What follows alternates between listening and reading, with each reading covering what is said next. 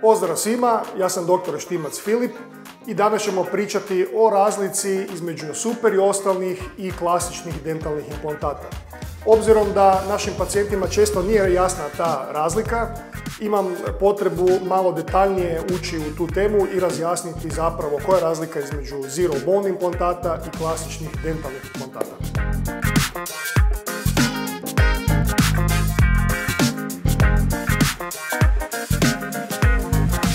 Prva i glavna razlika između te dvije metode, odnosno klasičnih dentalnih implantata i individualnih subperiostalnih implantata, je u tome što su klasični implantati prefabricirani, dolaze u određenim duljinama i širinama iz tvornice, izgledaju kao mali šaraf koji se ušarafi u kost.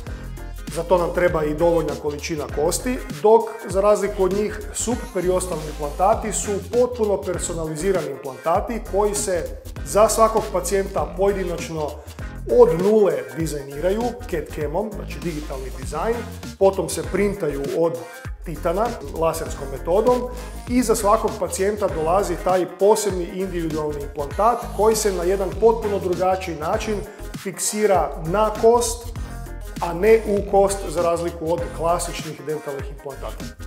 Nema bolje ili loše tehnike, samo je stvar u detaljnoj dijagnostici i točnom određivanju koja tehnika kojem pacijentu treba. Ako pacijent ima dovoljno kosti, tada ćemo se odlučiti na klasičnu metodu, znači klasične implantate, na primjer All-on-4 ili All-on-6 tehniku.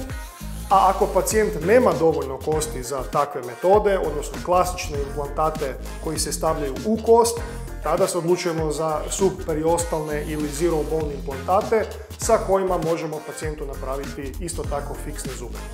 Često nas pacijenti pitaju zašto je toliko velika razlika u cijeni između, na primjer, All-on-4 metode i subperiostalnih implantata na koje stavljamo fiksne zube.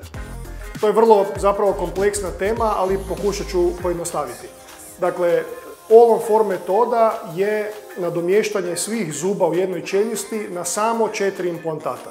Dakle, to se kaže da je to i budget opcija, odnosno najjeftinija metoda sa kojom možemo napraviti pacijentu fiksne zube u jednoj čeljusti. Dakle, samo 4 implantata i fiksni most. Međutim, ukoliko pacijent nema dovoljno kosti, ili nedovoljno za samo 4 implantata, tada se odlučujemo za ugradnju većeg broja implantata sa dodavanjem kosti.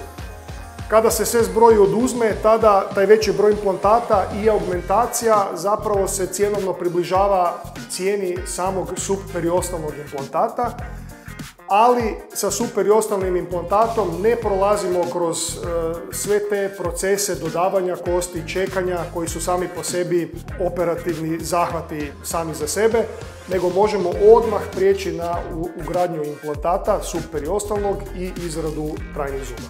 Ako je neki pacijent kandidat za obje metode, za sada se uvijek odlučujemo na All-on-4 metodu ili na klasične dentalne implantate, jer je ipak sami zahvat nešto jednostavniji i time brži.